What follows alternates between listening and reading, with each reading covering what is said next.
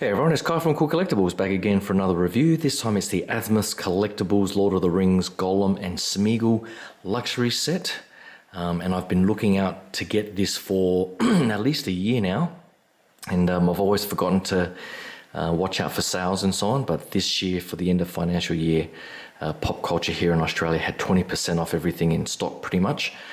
So I remembered to pick this up, and I'm definitely glad to have picked this up because I do have the rest of the fellowship from Asmus, and overall I've been really happy with the way they have made those figures and how it looks on the shelf. I do have the other deluxe sets that they released for Legolas, Aragorn and Gandalf, so I'm glad to have picked up this extra diorama piece here that comes with their luxury sets. And of course with this set it comes with the two identical bodies, the two different head sculpts that you see here, and all the accessories that come with each of the individual figure sets. So as you can see, I think they've done a pretty fantastic job with the bodies. They do have a couple of swap out parts, I would say, that I'll show you guys in a second, and they have taken some cues from Hot Toys as well with the movable eyes and so on. And on that particular point, I think I was over on the Hot Toys Reddit page and read that a few collectors thought that this particular figure was their worst in the collection, but I'm not quite sure why, because based on what I've seen, I had a pretty close look at both of these as I was setting everything up, and overall I am pretty impressed and happy with how they've turned out. But I'll get these guys out of the way and give you guys a closer look at the accessories in the body. Hold on. Right, I'll show you guys the base first, and it's just a little rocky outcrop that you can perch them on, as you saw before.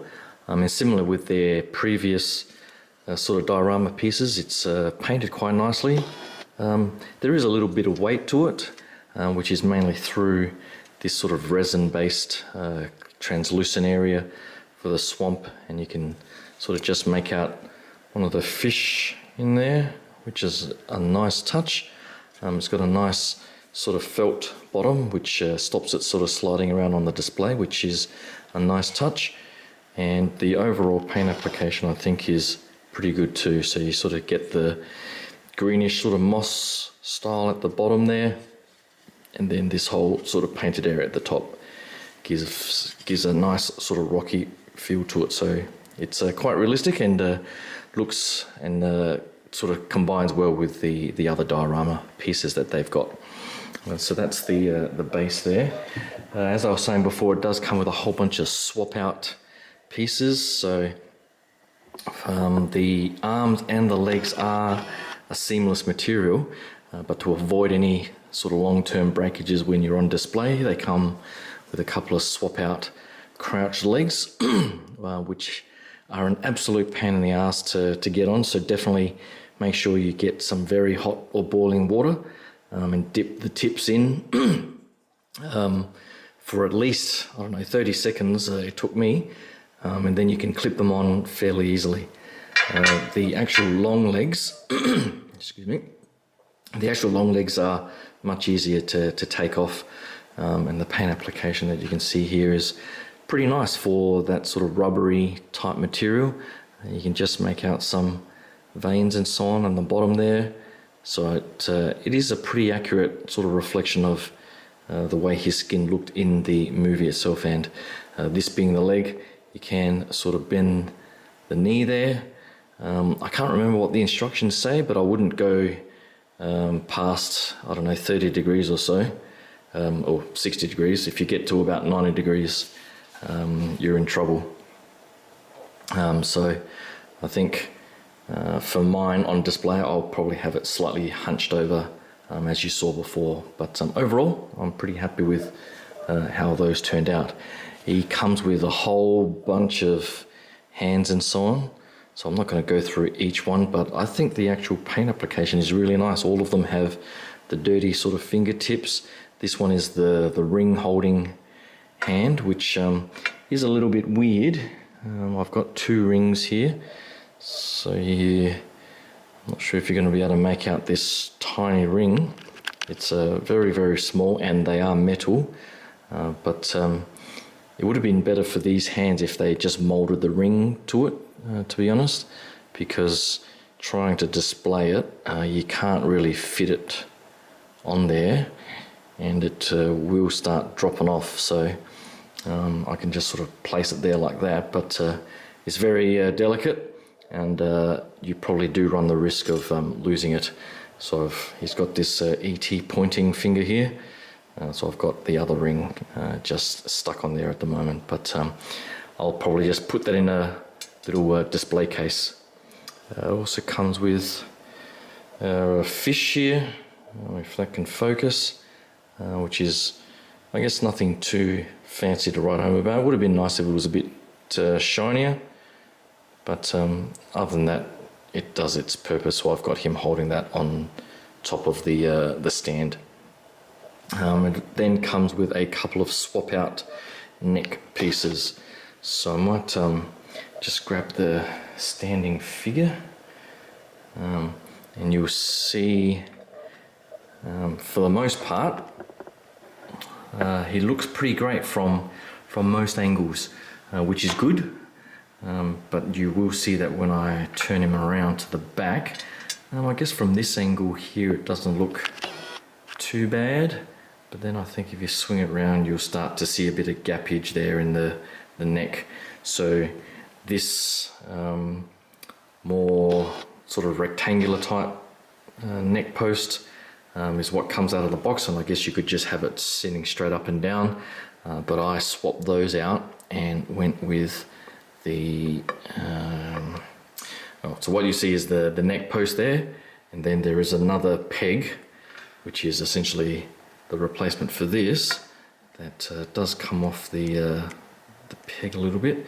So I just pulled it out there, and that's got another magnet on top there. So this is another magnet, and then the head has the magnet inside there. So I'll just get his hair out the way. And just while I'm here, you can see the little pegs that move the eyes, which are a little finicky to mess around with, but as you can see, you can at least get the eyes looking in a non-straight direction, which does give him a little bit more character. So I think they've done a great job there. So just on the head sculpt, I think if I just stick my finger in there,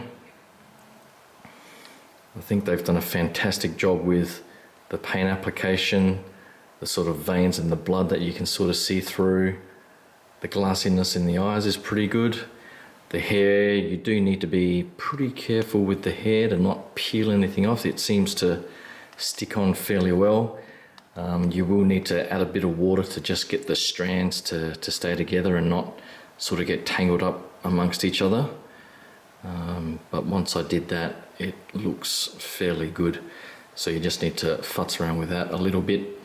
And then the body, as I was saying before, you pretty much just put this neck peg on there and then use the magnet on top, which works pretty well. The body itself, so this whole body section, the torso section, is a rubbery material. The arms are a rubbery material. The paint difference is slight. There is a slight difference, but not overly problematic, for me at least. The legs are probably a little bit better than the arms, but overall I think it does look pretty well, and the paint application on the head sculpt as well looks like a pretty good match. The loincloth here is sort of a soft papery type material, so just be careful there. There are a couple of strings on either side to tie it together, so just be careful there that you don't snap anything off.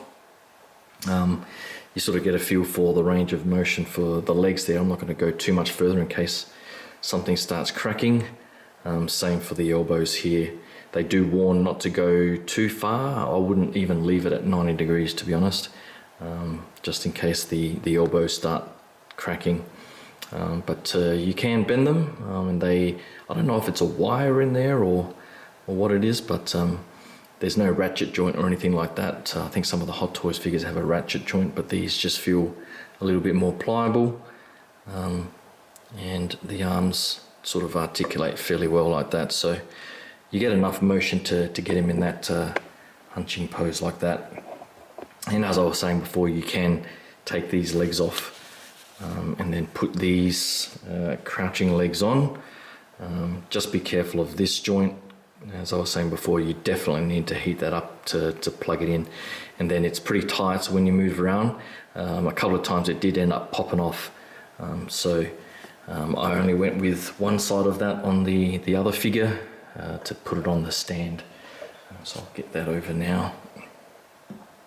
So you get that, and then I've got the crouching foot there, so you can just perch him up on top of the stand like this, and it's pretty stable, so I don't feel like there's any risk in him falling over or tipping over or anything like that. So they've done a pretty good job with that. I was going to put both crouch legs on, but this little ledge on the bottom there was a little bit easier to make him stand up, and looked like he had a bit of dynamic movement to him. The torso is a little bit hard to sort of get any bend and alignment to give it a bit more flex for some body movement, but other than that, it looks pretty good. And I guess with the head on the magnet, you can sort of adjust it any way you sort of think you can, and get that sort of head tilt and quirkiness about the character. So I think that's pretty much it for the figure. I think Asmus overall have done a pretty awesome job. So I'm definitely not disappointed in the figure. There are a few areas where you do need to be a little bit more careful in how you handle it, particularly around the hair and the legs and so on. But other than that, I think it's a fantastic addition to the Lord of the Rings collection. I missed out on their Nazgul, but I probably won't have enough space in the cabinet to display anymore, so I think I'm pretty much done with the Asmus